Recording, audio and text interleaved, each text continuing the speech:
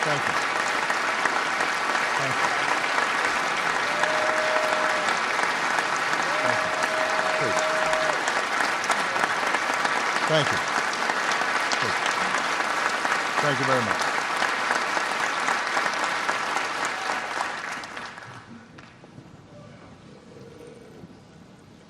Mr. President and Mrs. Bush, my friend, the Vice President, and Dr. Biden, Mayor Rawlings, Chief Spiller, clergy, members of Congress, Chief Brown. I'm so glad I met Michelle first because she loves Stevie Wonder.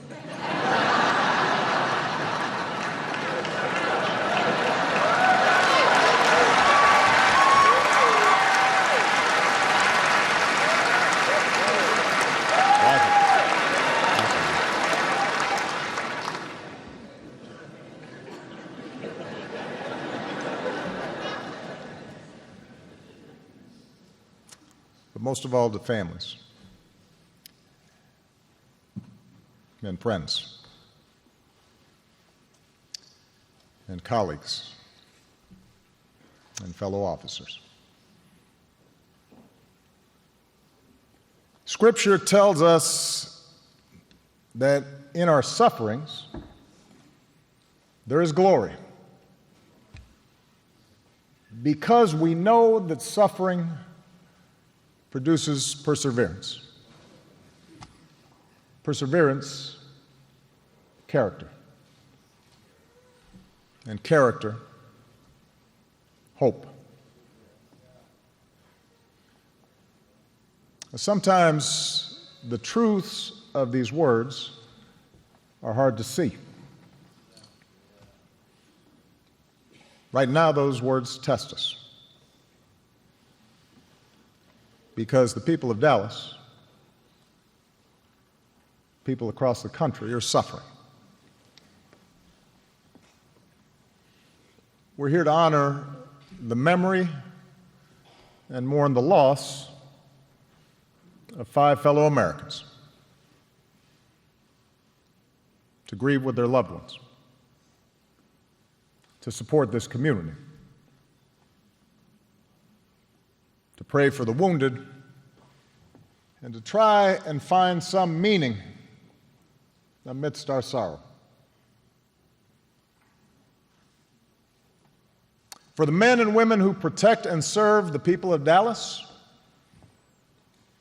last Thursday began like any other day. Like most Americans, each day you get up, probably have too quick a breakfast, kiss your family goodbye, and you head to work. But your work and the work of police officers across the country is like no other.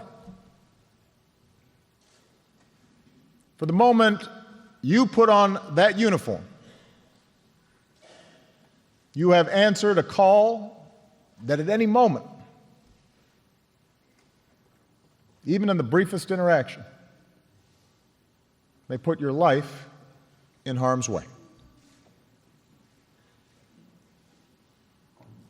Lauren Aarons, he answered that call. So did his wife, Katrina. Not only because she was the spouse of a police officer, but because she's a detective on the force.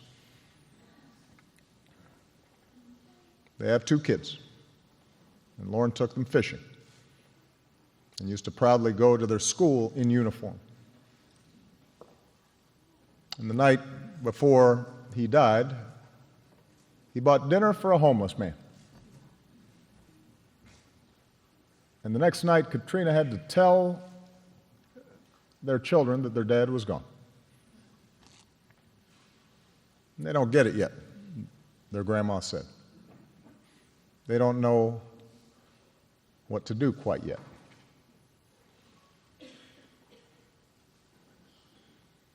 Michael Kroll answered that call.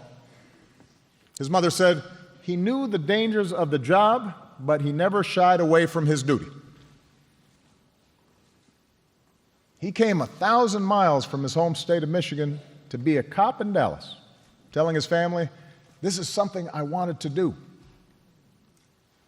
And last year, he brought his girlfriend back to Detroit for Thanksgiving, and it was the last time he'd see his family.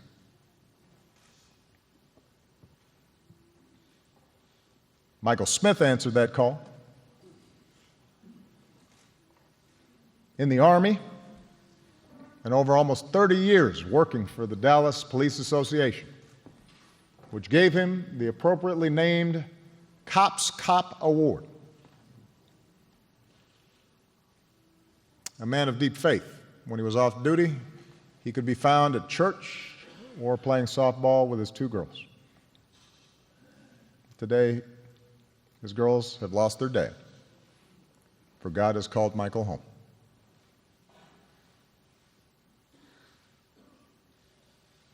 Patrick Zamaripa, he answered that call. Just 32, a former altar boy who served in the Navy and dreamed of being a cop. He liked to post videos of himself and his kids on social media.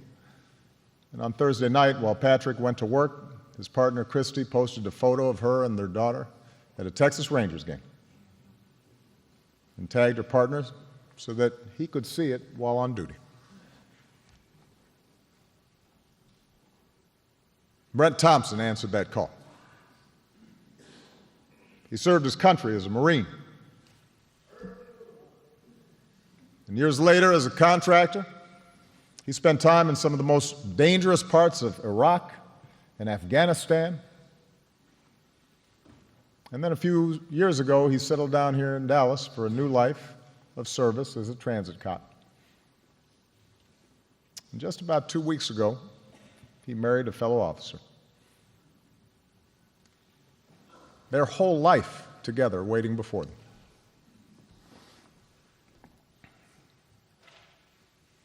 Like police officers across the country, these men and their families shared a commitment to something larger than themselves. They weren't looking for their names to be up in lights. They'd tell you the pay was decent, but wouldn't make you rich. They could have told you about the stress and long shifts. And they'd probably agree with Chief Brown when he said that cops don't expect to hear the words "thank you" very often, especially from those who need them the most.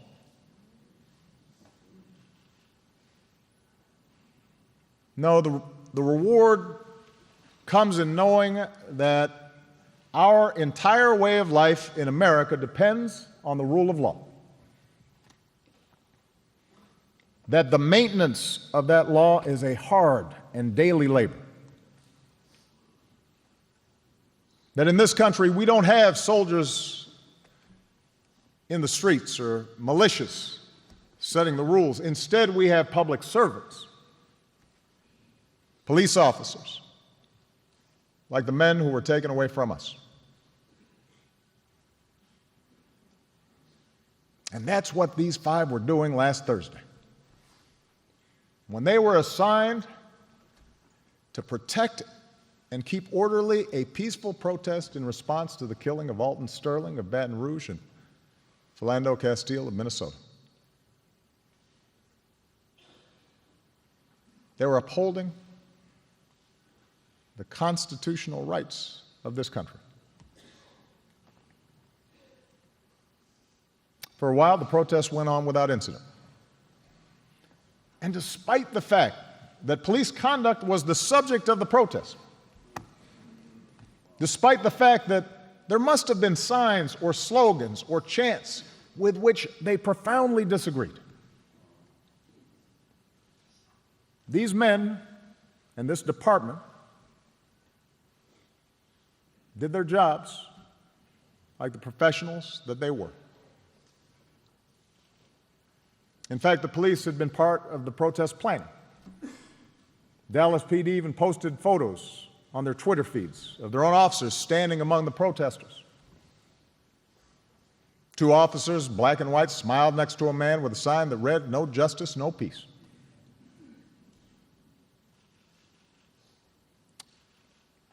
And then around 9 o'clock, the gunfire came. Another community torn apart, more hearts broken, more questions about what caused and what might prevent another such tragedy.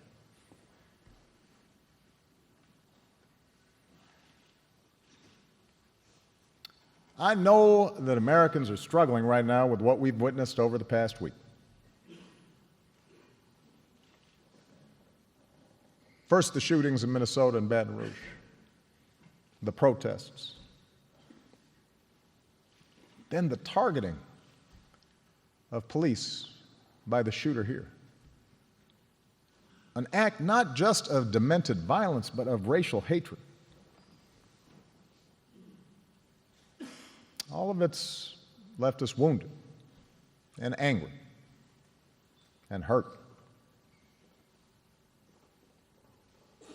It's as if the deepest fault lines of our democracy have suddenly been exposed, perhaps even widened.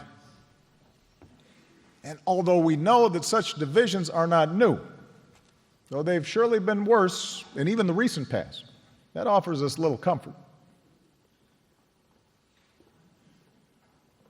Faced with this violence, we wonder if the divides of race in America can ever be bridged. We wonder if an African-American community that feels unfairly targeted by police and police departments that feel unfairly maligned for doing their jobs can ever understand each other's experience. We turn on the TV or surf the internet and we can watch positions harden and lines drawn, and people retreat to their respective corners. And politicians calculate how to grab attention or avoid the fallout. We see all this, and it's hard not to think sometimes that the center won't hold and that things might get worse. I understand. I understand how Americans are feeling. But Dallas, I'm here to say we must reject such despair. I'm here to insist that we are not as divided as we seem. And I know that because I know America. I know how far we've come against impossible odds.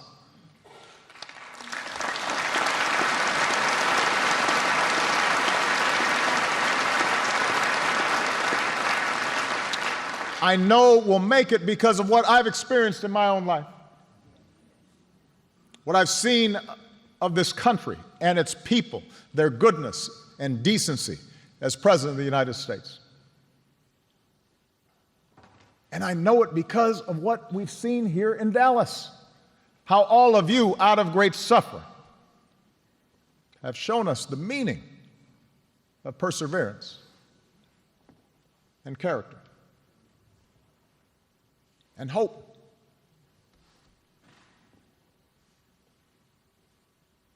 When the bullets started flying, the men and women of the Dallas police, they did not flinch and they did not react recklessly.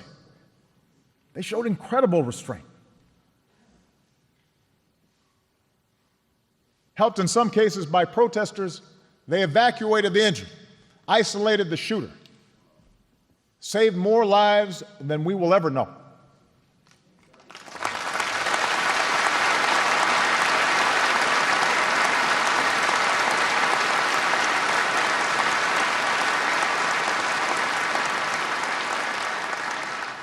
We mourn fewer people today because of your brave actions.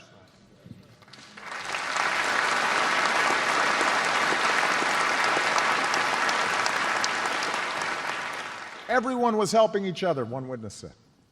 It wasn't about black or white. Everyone was picking each other up and moving them away. See, that's the America I know.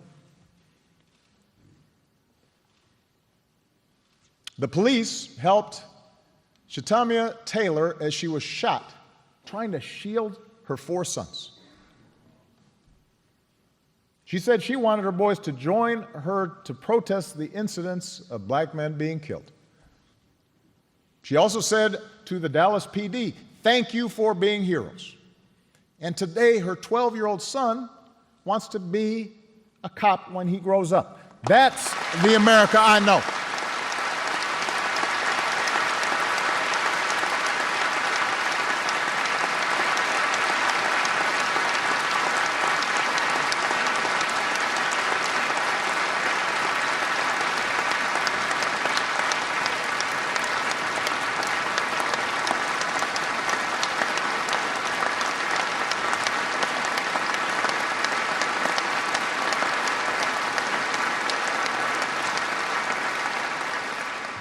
In the aftermath of the shooting, we've seen Mayor Rawlings and Chief Brown, a white man and a black man with different backgrounds,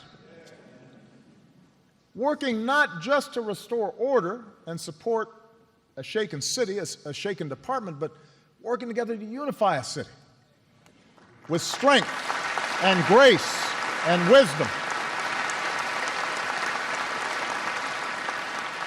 And in the process, we've been reminded that the Dallas Police Department has been at the forefront of improving relations between police and the community.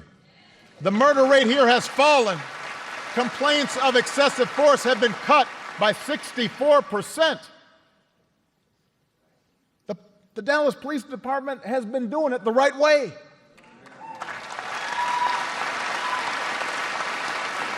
And so, Mayor Rawlings and Chief Brown, on behalf of the American people, thank you for your steady leadership. Thank you for your powerful example. We could not be prouder of you.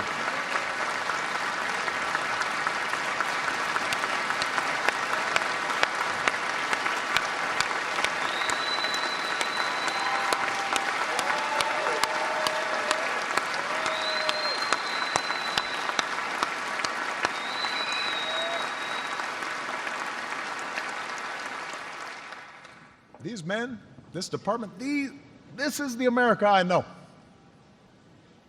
And today in this audience, I see people who have protested on behalf of criminal justice reform, grieving alongside police officers. I see people who mourn for the 5 officers we lost, but also weep for the families of Alton Sterling and Philando Castile.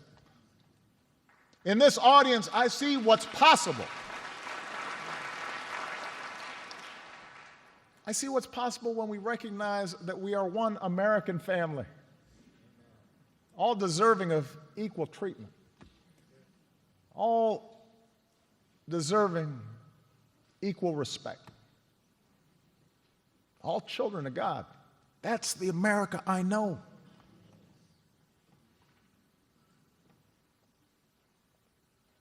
Now, I'm not naive. I have spoken at too many memorials during the course of this presidency. I've hugged too many families who've lost a loved one to senseless violence. And I've seen how a spirit of unity born of tragedy can gradually dissipate, overtaken by the return to business as usual, by inertia and old habits and expediency. I see how easily we slip back into our old notions because they're comfortable, we're used to them. I've seen how inadequate words can be in bringing about lasting change. I've seen how inadequate my own words have been. And so I'm reminded of a passage in John's Gospel. Let us love not with words or speech, but with actions and in truth. If we're to sustain the unity we need to get through these difficult times,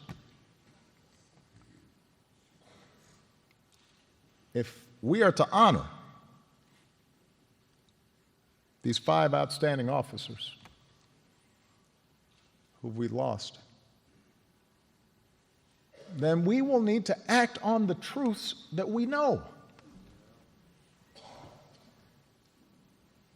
And that's not easy. It makes us uncomfortable. But we're going to have to be honest with each other and ourselves.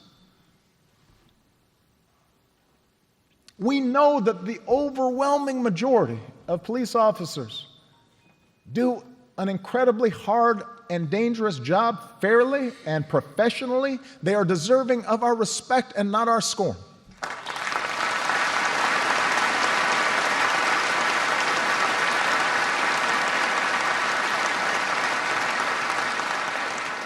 And when anyone, no matter how good their intentions may be, paints all police as biased or bigoted, we undermine those officers we depend on for our safety. And as for those who use rhetoric suggesting harm to police, even if they don't act on it themselves, well, they not only make the jobs of police officers even more dangerous, but they do a disservice to the very cause of justice that they claim to promote.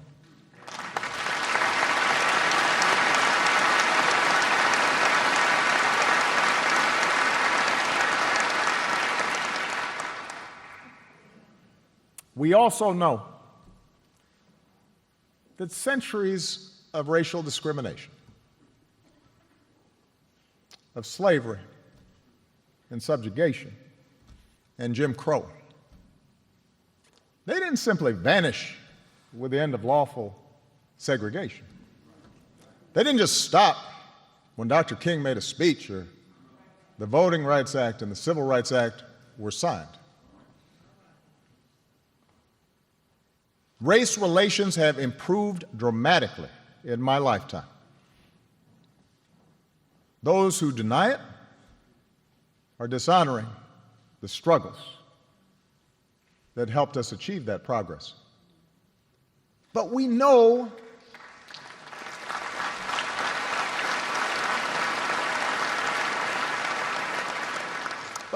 but America, we know that bias remains. We know it. Whether you are black or white or Hispanic or Asian or Native American or of Middle Eastern descent, we have all seen this bigotry in our own lives at some point. We've heard it at times in our own homes. If we're honest, perhaps we've heard prejudice in our own heads and felt it in our own hearts. We know that. And while some suffer far more under racism's burden, some feel to a far greater extent discrimination's sting. Although most of us do our best to guard against it and teach our children better, none of us is entirely innocent. No institution is entirely immune. And that includes our police departments. We know this. And so when African Americans from all walks of life, from different communities across the country, voice a growing despair over what they perceive to be unequal treatment, when study after study shows that whites and people of color experience the criminal justice system differently, so that if you're black, you're more likely to be pulled over or searched or arrested, more likely to get longer sentences, more likely to get the death penalty for the same crime. When mothers and fathers raise their kids right and have the talk about how to respond if stopped by a police officer, yes, sir, no, sir, but still fear that something terrible may happen when their child walks out the door, still fear that kids being stupid and not quite doing things right might end in tragedy. When all this takes place, more than 50 years after the passage of the Civil Rights Act? We cannot simply turn away and dismiss those in peaceful protest as troublemakers or paranoid.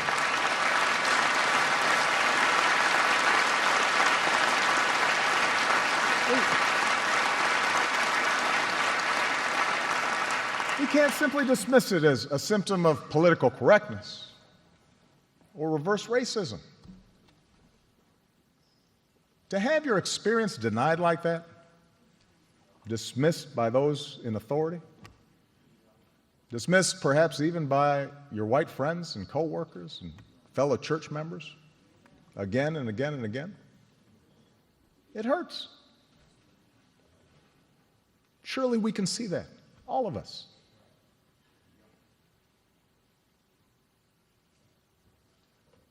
We also know what Chief Brown has said is true,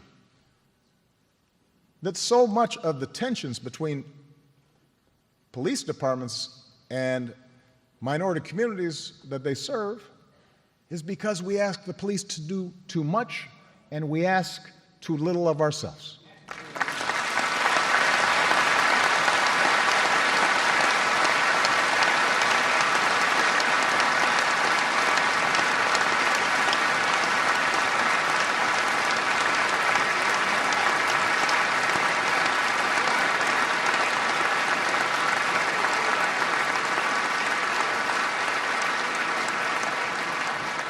As a society, we choose to underinvest in decent schools. We allow poverty to fester so that entire neighborhoods offer no prospect for gainful employment. We refuse to fund drug treatment and mental health programs. We flood communities with so many guns that it is easier for a teenager to buy a Glock than get his hands on a computer or even a book.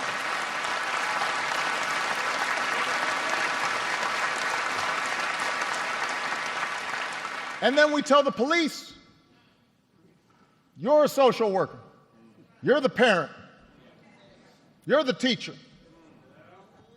you're the drug counselor. We tell them to keep those neighborhoods in check at all costs and do so without causing any political blowback or inconvenience. Don't make a mistake that might disturb our own peace of mind. And then we feign surprise when periodically the tensions boil over.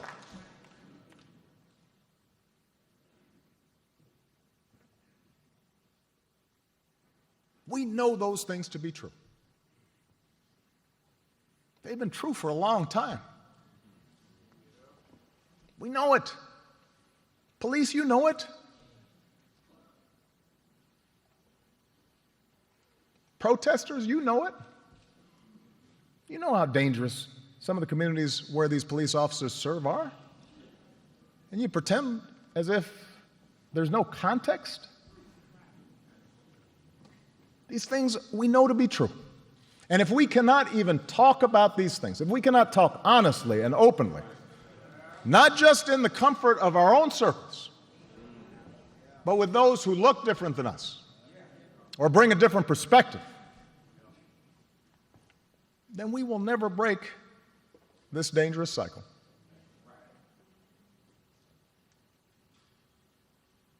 In the end, it's not about finding policies that work. It's about forging consensus and fighting cynicism and finding the will to make change.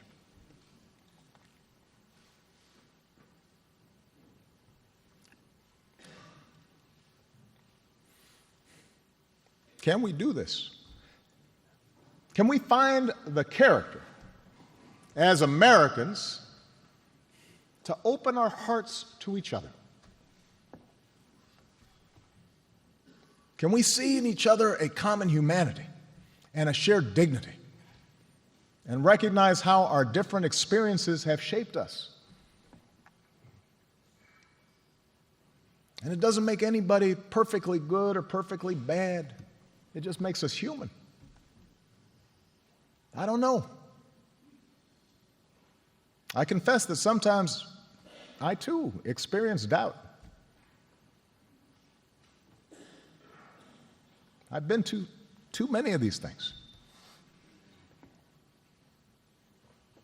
I've seen too many families go through this. But then I am reminded of what the Lord tells Ezekiel. I will give you a new heart, the Lord says, and put a new spirit in you. I will remove from you your heart of stone and give you a heart of flesh. That's what we must pray for, each of us. A new heart. Not a heart of stone, but a heart open to the fears and hopes and challenges of our fellow citizens. That's what we've seen in Dallas these past few days, and that's what we must sustain.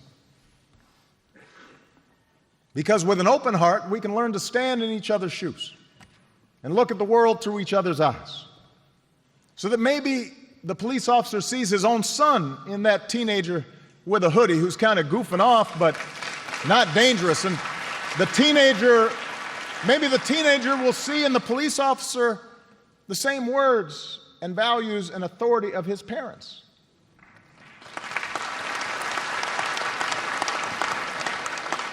With an open heart, we can abandon the overheated rhetoric and the oversimplification that reduces whole categories of our fellow Americans, not just to opponents, but to enemies. With an open heart, those protesting for change will guard against reckless language going forward. Look at the model set by the 5 officers we mourn today. Acknowledge the progress brought about by the sincere efforts of police departments like this one in Dallas. And embark on the hard but necessary work of negotiation, the pursuit of reconciliation. With an open heart, police departments will acknowledge that just like the rest of us, they're not perfect. That insisting we do better to root out racial bias is not an attack on cops, but an effort to live up to our highest ideals.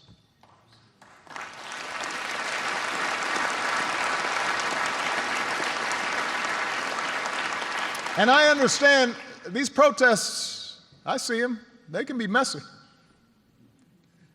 Sometimes they can be hijacked by an irresponsible few. Police can get hurt. Protesters can get hurt. They can be frustrated. But even those who dislike the phrase Black Lives Matter, surely we should be able to hear the pain of Alton Sterling's family. We should,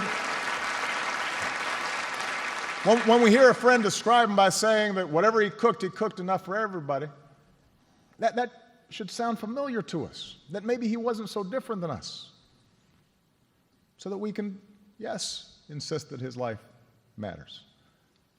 Just as we should hear the students and co-workers describe their affection for Philando Castile as a gentle soul, Mr. Rogers with deadlocks, they called him, and know that his life mattered to a whole lot of people of all races, of all ages, and that we have to do what we can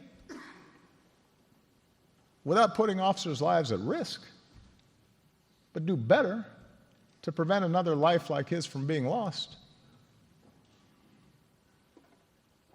With an open heart, we can worry less about which side has been wronged and worry more about joining sides to do right.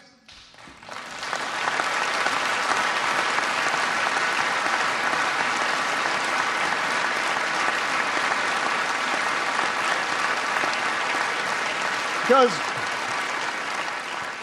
the vicious killer of these police officers, they won't be the last person who tries to make us turn on one another. The killer in Orlando wasn't, nor was the killer in Charleston.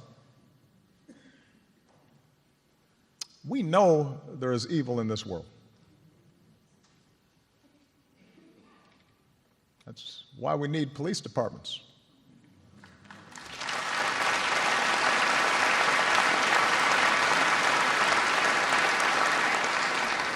But as Americans, we can decide that people like this killer will ultimately fail. They will not drive us apart. We can decide to come together and make our country reflect the good inside us, the hopes and simple dreams we share.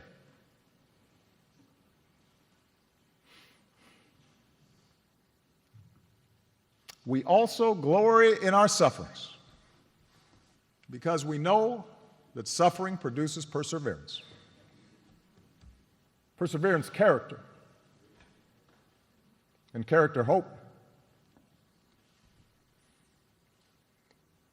For all of us, life presents challenges and suffering. Accidents, illnesses, the loss of loved ones.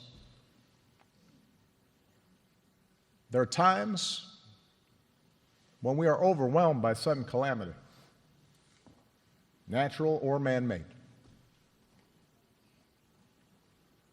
All of us, we make mistakes. And at times we are lost. And as we get older, we learn we don't always have control of things. Not even the president does. But we do have control over how we respond to the world. We do have control over how we treat one another. America does not ask us to be perfect. Precisely because of our individual imperfections, our founders gave us institutions to guard against tyranny and ensure no one is above the law.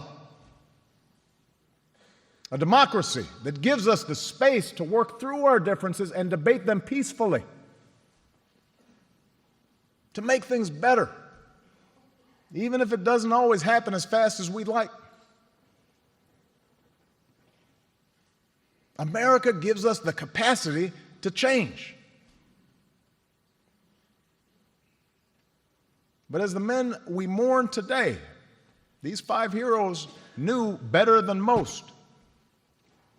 We cannot take the blessings of this nation for granted.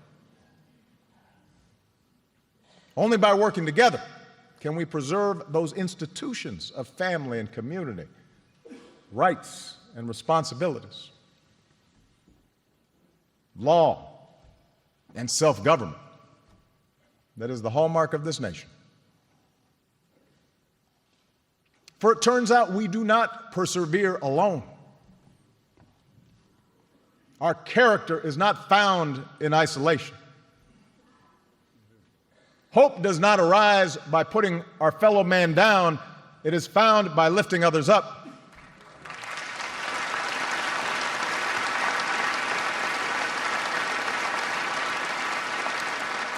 And that's what I take away from the lives of these outstanding men. The pain we feel may not soon pass, but my faith tells me that they did not die in vain. I believe our sorrow can make us a better country. I believe our righteous anger can be transformed into more justice and more peace. Weeping may endure for a night, but I'm convinced joy comes in the morning. We cannot match the sacrifices made by officers Zamarripa and Ahrens, Kroll, Smith, and Thompson. But surely we can try to match their sense of service. We cannot match their courage, but we can strive to match their devotion. May God bless their memory. May God bless this country that we love.